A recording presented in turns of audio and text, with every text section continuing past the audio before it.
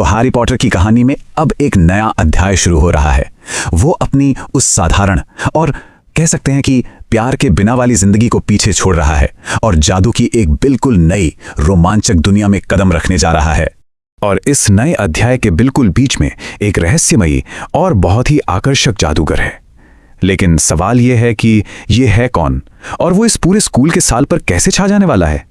यही इस कहानी का मतलब इस हिस्से का सबसे बड़ा सवाल है। तो कहानी की शुरुआत होती है हैरी की जिंदगी में एक बहुत बड़े बदलाव के साथ। वो प्रिवेट्स ड्राइव के उस नीरस एकदम बेजान माहौल को छोड़कर वीजली परिवार के जादुई घर द बरो में आता है और यहीं उसे पहली बार महसूस होता है कि एक असली घर, अपनेपन का एहसास असल में होता कैसा है। इन दोनों दुनियाओं में जमीन आसमान का फर्क था। एक तरफ डर्जली का घर जहां हर चीज एकदम बेजान नियमों में बंधी हुई, और दूसरी तरफ वीजली का घर जो जादू से, शोर शराबे से और प्यार से भरा हुआ था। हैरी के लिए सबसे बड़ी, सबसे हैरान करने वाली बात क्या थी पता है? ये कि यहां सब लोग उसे पसंद करते थे। द बोरो की अनोखी दुनिया का अंदाजा आप इसी बात से लगा सकते हैं कि वहां रसोई का शीशा भी बात करता था। जरा सोचिए, हैरी जब पहली बार उसके सामने गया तो शीशा चिल्लाकर बोला, अपनी शर्ट अंदर करो मैले कुचैले। ये छोटी सी घटना उस घर के जादुई और मजेदार माहौल को क्या खूब दिखाती है। वो घर सच में जिंदगी से लबालब भरा हुआ था। अटारी में एक भूत रहता था जो ज्यादा शांति हो जाने पर पाइप गिराकर चिल्लाता था। फ्रेड और जॉर्ज के कमरे से छोटे मोटे धमाकों की आवाजें आना तो खैर आम बात थी। और मिसेस वीसली, वो तो हर भोजन में हैरी को जबरदस्ती चौथी बार खाना परोसने की कोशिश करती थी। और हाँ, मिस्टर वीसली जो हैरी से मगल्स की दुनिया के बारे में सवाल पूछते रहते थे, जैसे प्लग कैसे काम करता है या डाक सेवा क्या चीज है। लेकिन ये सब तो बस एक शुरुआत थी। असली रोमांच तो तब शुरू हुआ जब जादुई दुनिया से ऑफिशियल बुलावा आया। एक सुबह वही जानी पहचानी आवाज सुनाई दी, हॉगवर्ट्स से आई चिट्ठियों की। वही पीले चर्मपत्र वाले लिफाफे जिन पर चमकीली हरी स्याही से पता लिखा था। ये सिर्फ एक चिट्ठी नहीं थी, बल्कि एक नए स्कूल वर्ष का और आने वाली नई चुनौतियों का वादा थी। लेकिन इन चिट्ठियों के साथ ना एक ऐसा रहस्य और एक ऐसी मुश्किल भी आई जो किताबों की एक बड़ी ही साधारण सी दिखने वाली लिस्ट में छिपी हुई थी। तो हैरी की चिट्ठी में आने वाले साल के लिए जरूरी किताबों की एक लिस्ट थी, लेकिन ये कोई मामूली लिस्ट नहीं थी। इस लिस्ट में एक ही नाम बार बार दोहराया गया था, गिल्डरॉय लॉकहार्ट। ऐसा लग रहा था कि ये लेखक खुद को बहुत बड़ा समझता है, क्योंकि पूरी की पूरी लिस्ट उसी की किताबों से भरी पड़ी थी। जरा सोचिए तो, एक ही लेखक की 7 किताबें। तो सवाल ये उठता है, और ये सवाल सिर्फ हमारे मन में नहीं बल्कि वीजली परिवार के मन में भी था, कि आखिर ये गिल्डरॉय लॉकहार्ट है कौन। फ्रेड वीजली ने तो मजाक में अंदाजा लगाया कि शायद defence against the dark arts की नई टीचर कोई जादूगरनी है जो लॉकहार्ट की बहुत बड़ी फैन है। लेकिन तभी जॉर्ज ने ना इस मजाक को एक असली मतलब एक प्रैक्टिकल प्रॉब्लम की तरफ मोड़ दिया। उसने अपने माता पिता की तरफ देख के कहा, लॉकहार्ट की किताबें बहुत महंगी हैं। और मिसेस वीजली का जवाब सब कुछ कह देता है। उन्होंने कहा, खैर हम संभाल लेंगे। लेकिन उनके चेहरे पर चिंता साफ दिख रही थी। बस ये एक छोटा सा वाक्य हमें वीजली परिवार की आर्थिक तंगी का पूरा एहसास करा देता है। तो मुश्किल तो सामने आ गई है, अब जरूरत है एक समाधान की, और कहानी अब हमें एक योजना की ओर ले जाती है। और ठीक उसी वक्त वीजली परिवार का बूढ़ा सा और हमेशा पंख झाड़ने वाला उल्लू एरोल एक चिट्ठी लेकर पहुंचता है। उसका आना थोड़ा कह सकते हैं कि क्लमजी था, लेकिन टाइमिंग एकदम परफेक्ट थी। तो हरमाइनी अपनी चिट्ठी में लिखती है, हाँ हमेशा की तरह पहले तो अपनी पढ़ाई का ही जिक्र करती है कि वो अगले बुधवार को किताबें खरीदने लंदन जा रही है, और फिर एक सुझाव देती है कि क्यों ना सब लोग डायगन एली में ही मिल लें, और बस हो गया समाधान। जो किताबों को खरीदने की मुश्किल थी उसका हल निकल आया। और बस इसी के साथ कहानी का अगला चरण तय हो जाता है। अगला पड़ाव है डायगन एली, जहां जादू, रहस्य और शायद खुद गिल्डरॉय लॉकहार्ट भी इंतजार कर रहे हैं। वीजली परिवार के घर पर सब कुछ एक आम दिन जैसा ही लग रहा था, लेकिन जैसा कि अक्सर होता है, इस साधारण से दिखने वाले दिन के पीछे कुछ बहुत ही असाधारण होने वाला था। एक छोटे से खेल से शुरू हुई बात एक ऐसे सफर पर खत्म हुई जिसने कह सकते हैं कि एक बड़ा ही अफरा तफरी वाला मोड़ ले लिया। तो कहानी की शुरुआत होती है वीजली परिवार की उस प्यारी सी, थोड़ी अस्त व्यस्त सी दुनिया से। एक ऐसी जगह जहां एक मामूली सा क्विडिच का अभ्यास भी एक छोटे मोटे एडवेंचर जैसा बन जाता है। अब देखिए, असली क्विडिच गेंदें तो बहुत ज्यादा शोर करती, तो उन्होंने एक बड़ा मजेदार तरीका निकाला, सेब। और यहीं पर हमें हैरी की एकदम नई चमकचमाती निम्बस 2000 और रॉन की पुरानी शूटिंग स्टार झाड़ू के बीच का जबरदस्त फर्क भी देखने को मिलता है। मतलब रॉन की झाड़ू तो कभी कभी उड़ती हुई तितलियों से भी पीछे रह जाती थी। लेकिन इस सारे खेल कूद और मस्ती के पीछे जादुई दुनिया की कुछ गंभीर हकीकतें भी थीं, तो आइए अब जरा उन तनावों और चिंताओं पर एक नजर डालें जो इन किरदारों के आसपास थीं। और यहीं पर हम एक छोटी सी पहेली से रूबरू होते हैं, पर्सी वीजली का अजीब सा बर्ताव। सोचिए, एग्जाम में 12 OWLs लाना, जो एक अविश्वसनीय बात है, और उसके बाद भी वो एकदम चुप है। ये दिखाता है कि एक जादुई परिवार में भी सब कुछ हमेशा वैसा नहीं होता जैसा बाहर से दिखता है। तो आखिर ये OWLs हैं क्या? हाँ, आप इन्हें हमारी दुनिया के बोर्ड एग्जाम जैसा समझ सकते हैं। बस फर्क इतना है कि ये जादू के लिए होते हैं। ये किसी भी जादूगर की काबिलियत का एक बहुत बड़ा पैमाना माने जाते हैं, और उनमें से 12 में पास होना मतलब ये एक असाधारण बात है। यहाँ वीजली परिवार की पैसों की तंगी और हैरी को विरासत में मिली दौलत के बीच का फर्क साफ नजर आता है। और ये एक ऐसी स्थिति थी जिसमें हैरी बहुत ही असहज महसूस करता था, खासकर तब जब जॉर्ज ने मजाक में नई किताबों के भारी भरकम खर्च का जिक्र किया।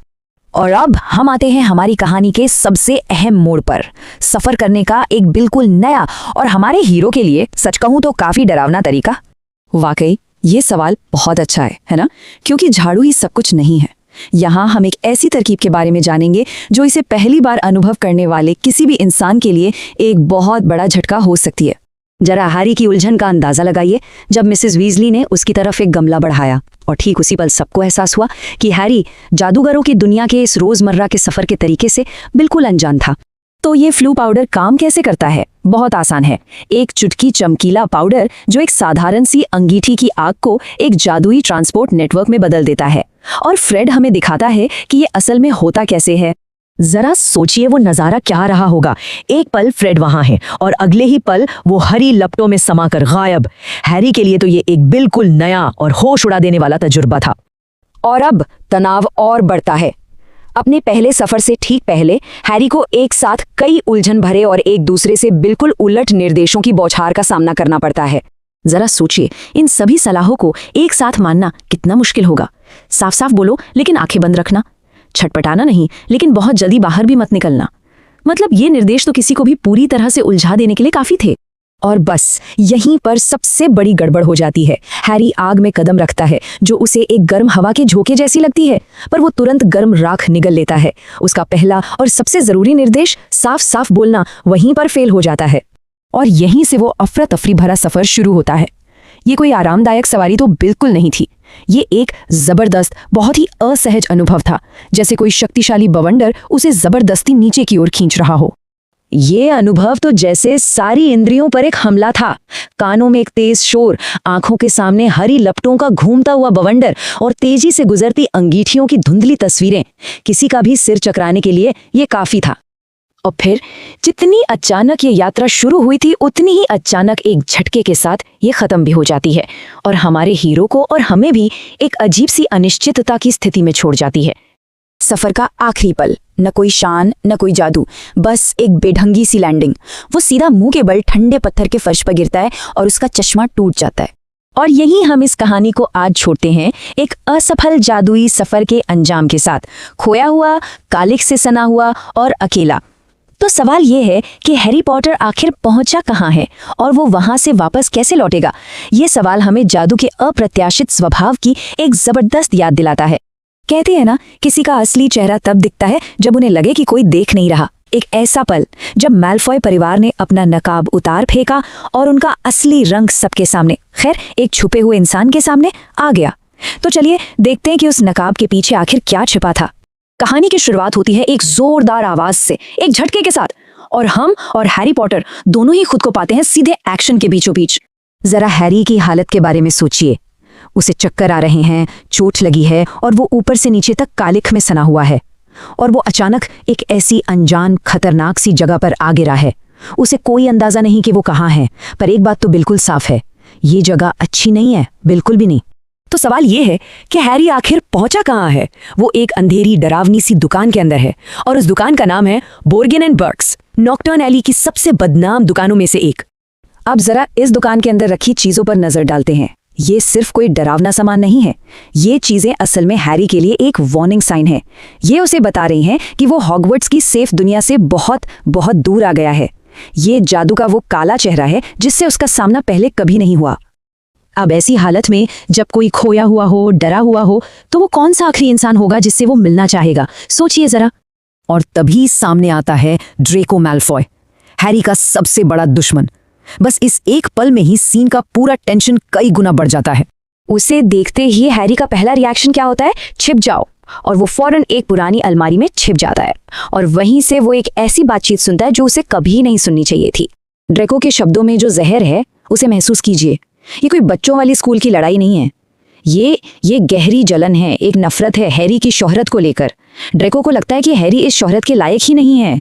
तो बात साफ है, ये सिर्फ स्कूल की दुश्मनी नहीं है, ये स्टेटस और पहचान पाने का एक जुनून है। ड्रेको के लिए हैरी की शोहरत ही असली प्रॉब्लम है। और फिर सीन में एंट्री होती है ड्रेको के पिता लूसियस मैल्फॉय की, और वो अपने बेटे को जो पहली बात कहते हैं उसी से उनके शातिर दिमाग का पता चल जाता है। यहीं पर लूसियस की असली पॉलिटिक्स समझ में आती है। दिखावा अलग और असलियत अलग। पब्लिक में क्या दिखना है ये उसके लिए एक पॉलिटिकल टूल है, एक हथियार। सच क्या है इससे उसे कोई मतलब नहीं। मतलब सिर्फ इस बात से है कि क्या कहने या करने से फायदा होगा। और अब ये बातचीत एक ऐसे मोड़ पर पहुंचती है जहां मैल्फॉय परिवार की असली सोच, उनकी आइडियोलॉजी बिल्कुल खुलकर सामने आने वाली है। ड्रेको को ये हैंड ऑफ ग्लोरी बहुत पसंद आता है और ये सिर्फ एक बच्चे की क्यूरियोसिटी नहीं है। ये दिखाता है कि उसकी परवरिश एक ऐसे घर में हुई है जहां डार्क आर्ट्स की चीजें बहुत नॉर्मल हैं, जहां ऐसी चीजों को रखना या इस्तेमाल करना कोई बड़ी बात नहीं समझी जाती। लेकिन लूसियस का जवाब देखिए, वो अपने बेटे की इस छोटी सी पसंद को भी फौरन रिजेक्ट कर देता है। इससे पता चलता है कि उनके रिश्ते में कोई प्यार या गर्मजोशी नहीं है, बल्कि सिर्फ उम्मीदों और स्टेटस का एक ठंडापन है। और अब आती है इस पूरी बातचीत की सबसे जरूरी लाइन। लूसियस के लिए शर्म की बात यह नहीं है कि ड्रेको एग्जाम में पीछे रह गया। नहीं, शर्म की बात यह है कि उसे हराने वाली लड़की एक मगल बॉर्न है। बस इसी एक लाइन में मैल्फॉय परिवार की पूरी सोच छिपी है। उनके लिए टैलेंट या मेहनत की कोई कीमत नहीं है, सबसे ऊपर है स्टेटस और खून की शुद्धता। जब बोगन चापलूसी करते हुए कहता है कि जादूगरों का खून अब उतना मायने नहीं रखता, तो लूसियस का जवाब देखिए, एकदम तीखा और साफ, मेरे लिए रखता है। ये दिखाता है कि वो बदलने वाली दुनिया के साथ बदलने के लिए बिल्कुल तैयार नहीं है। मैल्फॉय परिवार की ये सोच सिर्फ उनके घर की चार दीवारी तक ही सीमित नहीं है। असल में ये छोटी सी बातचीत हमें विजार्डिंग वर्ल्ड में चल रही एक बहुत बड़ी पॉलिटिकल लड़ाई की एक झलक देती है। तो यहाँ लूसियस माल्फॉय के दो चेहरे एकदम साफ साफ दिखते हैं। पब्लिक के लिए वो हैरी पॉटर का सम्मान करता है, लेकिन असल में वो आर्थर वीजली जैसे लोगों से जो मगल्स को पसंद करते हैं उनसे गहरी नफरत करता है। दिखावा और हकीकत। और सोचिए, इस छोटी सी बातचीत से हमें विजार्डिंग वर्ल्ड की पॉलिटिक्स के बारे में कितना कुछ पता चलता है। मिनिस्ट्री पुराने परिवारों पर रेड कर रही है, एक नया मगल प्रोटेक्शन एक्ट आने वाला है, और इसी वजह से लूसियस जैसे लोगों को अपनी डार्क चीजें बेचनी पड़ रही हैं ताकि उनकी सम्मानित इमेज बनी रहे। और ये नफरत सिर्फ लूसियस की पीढ़ी तक ही नहीं है। देखिए, ड्रेको उस शापित हार को देखकर कैसे मुस्कुरा रहा है, एक ऐसा हार जिसने 19 मगल्स की जान ले ली है। ये दिखाता है कि ये जहरीली सोच अगली पीढ़ी में भी पास हो रही है। तो इस एक सीन से हमें कितना कुछ पता चला। मैल्फॉय परिवार का असली चेहरा, उनके अंदर का डर और विजार्डिंग वर्ल्ड में धीरे धीरे सुलग रही नफरत की आग। अब सवाल ये उठता है कि जब ये नकाब पूरी तरह उतर जाएगा और ये छिपी हुई नफरत खुलकर सामने आएगी, तब क्या होगा? कभी सोचा है कि एक अकेला सीन, बस एक सीन, कैसे एक पूरी की पूरी दुनिया बना सकता है? और कैसे एक छोटा सा गलत मोड़ कहानी को हमेशा हमेशा के लिए बदल सकता है? सोचिए, बस एक छोटी सी गलती और पूरी दुनिया ही बदल जाए। जिस सीन को हम आज देखने वाले हैं ना, वो इसी एक सवाल के चारों तरफ घूमता है। तो चलिए देखते हैं कि कैसे एक लड़के का बस जरा सा पता गलत बोलना उसे एक ऐसी जगह पर पहुंचा देता है जहां से वापस आना लगभग नामुमकिन सा लगता है। तो कहानी शुरू होती है एक चिमनी से। हमारे हीरो हैरी को एक जादुई नेटवर्क यूज करके एक जगह से दूसरी जगह जाना था। सब कुछ प्लान के मुताबिक था, लेकिन बस एक छोटी सी नन्ही सी गलती और वो अपनी मंजिल से मीलों दूर एक बहुत ही खतरनाक और अनजान गली में जा पहुंचता है। अक्सर ऐसा ही होता है ना? सबसे बड़ी गलतियां सबसे छोटी वजहों से होती हैं। हैरी की केस में वजह थी बस थोड़ी सी राख। हुआ यूं कि जादुई फ्लू पाउडर का इस्तेमाल करते हुए उसे खांसी आ जाती है और बस एक शब्द, सिर्फ एक शब्द गलत निकल जाता है मुंह से, और बस यही वो एक पल था जो उसे रोशनी से खींचकर सीधा अंधेरे में ले जाता है। तो आप सोचिए, हैरी बिल्कुल अकेला है, एक ऐसी जगह जो एकदम नई है और डरावनी भी। यहाँ राइटर बहुत खूबसूरती से हमें उस दुनिया का एहसास कराते हैं। वो माहौल बनाते हैं, छोटी छोटी डिटेल्स देते हैं, ऐसी डिटेल्स जो सच में रोंगटे खड़े कर देती हैं। और इस जगह का नाम है नॉकटर्न एले। नाम सुनिए, नॉकटर्न मतलब रात का, निशाचर। नाम से ही अंधेरे का एहसास होता है। असल में ये वो जगह है जहां जादू की दुनिया का सबसे घिनौना और सबसे खतरनाक सामान बिकता है। मतलब यहाँ हर कदम पर सिर्फ और सिर्फ खतरा है। यहाँ पर राइटर की कमाल की बात यह है कि वो एक भी शब्द बर्बाद नहीं करते। सोचिए, पहली ही दुकान की खिड़की में क्या दिखता है? सिकुड़े हुए इंसानी सिर, एक बड़े से पिंजरे में विशाल काली मकड़ियां और जहरीली मोमबत्तियां। ये सिर्फ डरावनी चीजें नहीं है, नहीं, ये एक तरह की वार्निंग है, एक सीधी सीधी चेतावनी कि भाई तुम गलत जगह आ गए हो। लेकिन हम सब जानते हैं असली खतरा बेजान चीजों से नहीं, इंसानों से होता है। और वही होता है, अंधेरे में खड़े दो जादूगर हैरी को घूर रहे हैं और आपस में कुछ फुसफुसा रहे हैं। एकदम से उस गली का सन्नाटा और भी ज्यादा डरावना लगने लगता है। अब हैरी को ये एहसास हो जाता है कि उसे देखा जा रहा है, और अब जो खतरा अब तक सिर्फ महसूस हो रहा था ना, वो चल के सीधा हैरी के सामने आ जाता है। अब ये सिर्फ माहौल की बात नहीं रही, अब बात जान बचाने की है। सायों में छिपा वो खतरा अब हैरी से बात करने वाला है। कहते हैं ना, खतरा अक्सर मदद का नकाब पहन कर आता है। यहाँ भी वही हुआ। एक बूढ़ी डायन हैरी से पूछती है, कहीं खो तो नहीं गए मेरे बच्चे? आवाज में शहद जैसी मिठास है, लेकिन इरादे जहरीले हैं। बस यही वो पल है जब शिकारी और शिकार आमने सामने आ जाते हैं। और फिर हमें उस डायन का असली चेहरा दिखता है। उसके काई लगे हुए दांत और हाथ में एक ट्रे जिसमें इंसानी नाखून जैसी भयानक चीजें हैं। सोचकर ही अजीब लगता है। ये सिर्फ एक डरावनी इमेज नहीं है, ये इस बात का पक्का सबूत है कि इस गली में इंसानियत की कोई कीमत नहीं है और हैरी के लिए अब भागने के अलावा कोई और रास्ता बचा ही नहीं है। और ठीक उसी पल जब लगता है कि अब बचने का कोई रास्ता नहीं, कि ये अंधेरा अब जीतने ही वाला है, तभी एक जानी पहचानी दमदार आवाज गूंजती है। कहानी में एक ऐसा मोड़ आता है जो एक झटके में डर को उम्मीद में बदल देता है। कोई बचाने वाला आ गया है। ये आवाज है हैग्रिड की है, और हैरी के लिए ये सिर्फ एक दोस्त की आवाज नहीं, ये सुरक्षा का, सेफ्टी का दूसरा नाम है। हैग्रिड का बस एक सवाल, हैरी तुम वहां नीचे क्या कर रहे हो? और नॉक्टर्न एली का सारा खौफ कांच की तरह टूटकर बिखर जाता है। बस इसी एक पल में दुनिया फिर से सेफ हो जाती है। और ये बदलाव कितना बड़ा था, जरा इस पर गौर कीजिए। एक तरफ है नॉक्टर्न एली का घुटन भरा अंधेरा और डरावना सन्नाटा, और दूसरी तरफ है डायगोन एली की चमचमाती धूप, चहल पहल और जिंदा दिली। ये सिर्फ दो गलियों का फर्क नहीं था, ये फर्क था अंधेरे और रोशनी का, डर और सुरक्षा का। तो इस खतरनाक एडवेंचर के बाद हैरी आखिरकार अपने दोस्तों और परिवार से मिलता है। और यहाँ जो बात सबसे दिलचस्प है वो ये है कि इस एक घटना पर हर कोई अलग अलग तरह से रिएक्ट करता है, और उनका ये रिएक्शन हमें उनके कैरेक्टर के बारे में बहुत कुछ बता जाता है। सबसे पहले है रॉन। उसकी बातों में थोड़ी जलन है और ढेर सारी क्यूरियोसिटी। मतलब एक दोस्त के तौर पर उसे चिंता तो है, लेकिन उसके अंदर का जो बच्चा है ना, वो उस खतरनाक जगह को देखने के लिए एक्साइटेड भी है। वो कहता है हमें तो कभी अंदर जाने की इजाजत ही नहीं मिली। और इसके जवाब में आती है हैग्रिड की सख्त लेकिन देखभाल करने वाली आवाज। वो एक प्रोटेक्टर हैं, एक रक्षक, और वो जानते हैं कि उस गली का अंधेरा कोई मजाक की चीज नहीं है। उनकी वार्निंग बिल्कुल साफ है, उस जगह से दूर ही रहना सबसे अच्छा है।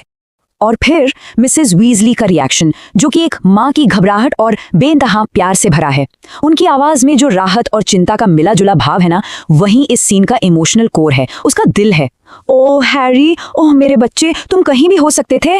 लेकिन फ्रेड और जॉर्ज, उनका रिएक्शन क्या था? सिर्फ एक शब्द, बहुत बढ़िया। सोचिए, ये एक शब्द ही उनके पूरे कैरेक्टर को डिफाइन कर देता है। जहां बाकी सब लोग डरे हुए हैं, उन्हें इस खतरे में भी मजाक और एडवेंचर नजर आ रहा है।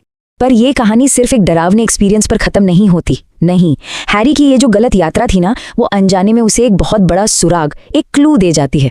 वो बताता है कि उसने उस दुकान में किसे देखा था, मैलफॉय और उसके पिता को। और बस अचानक से ये सिर्फ एक गलती नहीं लेती, बल्कि एक बड़े रहस्य की शुरुआत बन जाती है। और बस यहीं पर यह सीन खत्म होकर एक बड़ी कहानी से जुड़ जाता है। सवाल ये उठता है कि आखिर जादूगरों की दुनिया के सबसे अंधेरे कोने में मैलफॉय और उसके पिता कर क्या रहे थे? एक गलत मोड़ ने हैरी को सिर्फ खतरे में ही नहीं डाला, बल्कि उसे एक ऐसे राज के इतने करीब पहुंचा दिया जो आने वाले वक्त में सब कुछ बदलने वाला था। ये सोचा है कि एक मामूली सी शॉपिंग ट्रिप, जैसे स्कूल की किताबों के लिए जाना, ये हमें किसी समाज, उसके क्लास स्ट्रक्चर और फेम के बारे में कितनी गहरी बातें बता सकती है। से एक परिवार की शॉपिंग लिस्ट उनकी सोच, उनके सपनों और दुनिया में उनकी जगह को दिखा सकती है। हम बस ऊपरी सतह को नहीं खुरचेंगे, बल्कि काफी गहराई में उतरने वाले हैं। तो चलिए शुरू करते हैं। हमारी कहानी की शुरुआत होती है ग्रिंगॉट्स बैंक से, और यहीं पर इस कहानी का जो मेन टेंशन है, यानी सोच और पैसे का टकराव, वो पहली बार हमारे सामने आता है। अब ये लाइन, ये सिर्फ हवा में कही गई कोई बात नहीं है। नहीं, ये एक सीधा सीधा चैलेंज है। ये हमें तुरंत वीजली और मैलफॉय फैमिली के बीच की जो गहरी वैचारिक खाई है वो दिखा देती है। सोचिए, एक तरफ आर्थर वीजली और दूसरी तरफ लूसियस मैलफॉय, दो बिल्कुल अलग दुनियाएं। और ये देखिए, ये स्लाइड कितनी साफ साफ हमें अमीर और गरीब के फर्क को दिखाती है। एक तरफ वीजली परिवार की तिजोरी है जिसमें मुश्किल से बस कुछ ही सिक्के हैं, और दूसरी तरफ हैरी की तिजोरी जो कि भरी हुई है। पर यह बात सिर्फ पैसे की नहीं है, ये उस अजीब सी शर्म और झिझक के बारे में भी है जो हैरी महसूस करता है। इसी वजह से तो वो अपनी दौलत को छुपाने की कोशिश करता है। और यहीं पे हमें मिस्टर वीजली का कैरेक्टर शानदार तरीके से देखने को मिलता है। जब वो ग्रेंजर परिवार के 10 पाउंड के नोट देखते हैं तो उनका रिएक्शन नफरत वाला नहीं होता, बल्कि वो सच में हैरान और खुश होते हैं। ये छोटा सा पल ये दिखाता है कि वो कितने खुले विचारों वाले हैं, उनमें कोई भेदभाव नहीं है, जो मैलफॉय के शुद्ध खून वाले घमंड से एकदम उल्टा है। अच्छा, तो अब आगे बढ़ते हैं। बैंक से निकलने के बाद पूरा परिवार अलग अलग रास्तों पर निकल जाता है, और उनकी पसंद हमें हर कैरेक्टर की पर्सनालिटी और उनकी प्रायोरिटीज के बारे में बहुत कुछ बताती है। देखिए, हर कोई अपनी अपनी पसंद के हिसाब से एक रास्ता चुनता है। मिसेस वीजली एकदम प्रैक्टिकल हैं, जुड़वा बच्चे हमेशा की तरह कुछ खुराफात के फिराक में हैं, मिस्टर वीजली लोगों से घुल मिल रहे हैं, और पर्सी तो अपनी ही धुन में है। तो पर्सी हमें मिलता कहाँ है? एक कबाड़ की दुकान में, इस किताब में पूरी तरह से डूबा हुआ। और ये कोई ऐसी वैसी किताब नहीं है, ये उसके कैरेक्टर का एक सीधा साधा सुराग है। वो सिर्फ पढ़ नहीं रहा है, वो इस बात की स्टडी कर रहा है कि पावर कैसे हासिल की जाए। और फिर रॉन की ये बात हमारे शक को यकीन में बदल देती है। पर्सी का उस किताब को चुनना कोई इत्तेफाक नहीं था, ये सीधे सीधे उसकी जिंदगी के सबसे बड़े मकसद से जुड़ा है। वो कामयाबी की सीढ़ी चढ़ने की प्लानिंग कर रहा है, एक एक कदम सोच समझकर। और जहां एक तरफ पर्सी इतना सीरियस है, वहीं दूसरी तरफ उसके भाई हैं। मतलब एक भाई जहां सत्ता के बारे में पढ़ रहा है, वहीं दूसरे दोनों भाई मजे और धम्मा चौकड़ी के लिए सामान खरीद रहे हैं। एक ही परिवार में पर्सनैलिटी का ये कॉन्ट्रास्ट देखना वाकई कमाल का है। अब हम इस शॉपिंग ट्रिप के क्लाइमैक्स पर पहुंचते हैं, वो जगह जहां ये सारे अलग अलग रास्ते आके एक जगह मिल जाते हैं, एक किताबों की दुकान पर, जहां एक बड़ा मीडिया इवेंट चल रहा है। दुकान के ऊपर एक बहुत बड़ा बैनर लटका है जो इस पूरे तमाशे की घोषणा कर रहा है। ये सिर्फ एक बुक साइनिंग इवेंट नहीं है, ये एक शो है, एक परफॉर्मेंस है, और स्टेज पूरी तरह से तैयार है। तो चलिए जरा लॉकहार्ट के कैरेक्टर को डिकोड करते हैं। वो सिर्फ एक लेखक नहीं है, वो अपने आप में एक ब्रांड है। उसका पहनावा, उसकी आंखों से मैच करते नीले रंग के कपड़े, उसकी स्टाइलिश टोपी और उसकी तस्वीरों में लगातार आंख मारना, ये सब एक बहुत ही सावधानी से बनाई गई इमेज का हिस्सा है। उसके लिए जादू से ज्यादा दिखावा मायने रखता है। और हरमाइनी का रिएक्शन देखिए, ये दिखाता है कि लॉकहार्ट का फेम कितना पावरफुल है। यहाँ तक कि क्लास की सबसे होशियार स्टूडेंट भी उसके सेलिब्रिटी चार्म में फंस जाती है। उसकी शोहरत उसकी किताबों के कंटेंट से भी ज्यादा बड़ी हो गई है। और ये डिटेल बहुत जरूरी है। वहां भीड़ में कौन लोग हैं? ज्यादातर मिसेस वीजली की उम्र की औरतें। ये कोई इत्तेफाक नहीं है, ये हमें बताता है कि लॉकहार्ट की जो अपील है वो एक खास ग्रुप को टारगेट करके बनाई गई है, जिससे ये और भी साफ हो जाता है कि उसकी पूरी प्रसिद्धि कितनी बनावटी है। अब आता है वो पल जहां दो अलग अलग तरह का फेम एक दूसरे से टकराता है। एक वो जो बड़ी मेहनत से बनाया गया है, और दूसरा वो जो बिना मांगे मिल गया है। ये इस पूरी शॉपिंग ट्रिप का सबसे बड़ा टकराव है। ये स्लाइड इस पूरे एनालिसिस की सबसे जरूरी बात को सामने रखती है। देखिए, लॉकहार्ट ने अपनी शोहरत खुद बनाई है, वो इसे चाहता है, इसके लिए तरसता है। वहीं दूसरी तरफ हैरी की शोहरत उस पर थोपी गई है। ये एक दर्दनाक हादसे की देन है, और ये उसे हमेशा परेशान करती है। चलिए इस हंगामे वाले पल को जरा स्लो मोशन में देखते हैं। ये सिर्फ पहचानने का एक पल नहीं है। लॉकहार्ट मौके को लपक लेता है, वो चिल्लाता है, उछलता है, और हैरी को खींचकर सबसे आगे ले आता है। ये एक सोचा समझा मूव है, अपनी शोहरत को चमकाने के लिए हैरी की शोहरत का इस्तेमाल करने का तरीका। और सोचिए, जहां पूरी भीड़ तालियां बजा रही है और लॉकहार्ट अपनी जीत का जश्न मना रहा है, वहीं हैरी शर्म से पानी पानी हो रहा है। ये एक इतना जबरदस्त कॉन्ट्रास्ट है जो दिखाता है कि फेम का अनुभव हर किसी के लिए कितना अलग हो सकता है। एक के लिए ये एक मौका है तो दूसरे के लिए ये एक बोझ है। जब शोहरत आपकी चॉइस नहीं बल्कि आपकी किस्मत हो, तो ये आपकी पहचान को कैसे बदल देती है। ये कहानी सिर्फ हैरी की नहीं है, ये सवाल उन सब पर लागू होता है जिन्हें बिन मांगी शोहरत मिलती है। और ये एक ऐसा सवाल है जो इस मामूली सी शॉपिंग ट्रिप से कहीं ज्यादा गहरा है। एक किताबों की दुकान आमतौर पर ये कितनी शांत जगह होती है ना, लेकिन सोचिए क्या हो अगर यही जगह एक जंग का मैदान बन जाए, कि कैसे एक माहिर कहानीकार एक पब्लिक जगह का इस्तेमाल करके शोहरत, परिवार और क्लास से जुड़े गहरे तनावों को सबके सामने ले आता है। तो चलिए इस सीन में उतरते हैं। कहानी की शुरुआत किताबों की शांत दुनिया से नहीं होती, बिल्कुल नहीं। इसकी शुरुआत होती है एक चमक धमक वाले पब्लिसिटी स्टंट से, जिसे रचा है मशहूर जादूगर गिलरॉय लॉकहार्ट ने। तरह लॉकहार्ट की चाल देखिए। वो कितनी चालाकी से हैरी और वहां मौजूद भीड़ को अपनी धुन पर नचाता है और एक आम से मौके को अपने मतलब के लिए एक बड़े मीडिया इवेंट में बदल देता है। और बस इसी एक रिएक्शन से हैरी का अपनी शोहरत से रिश्ता बिल्कुल साफ हो जाता है। उसके लिए ये कोई ताज नहीं बल्कि एक बोझ है, एक ऐसा बोझ जिसे वो हर पल अपने कंधों से उतार फेंकना चाहता है।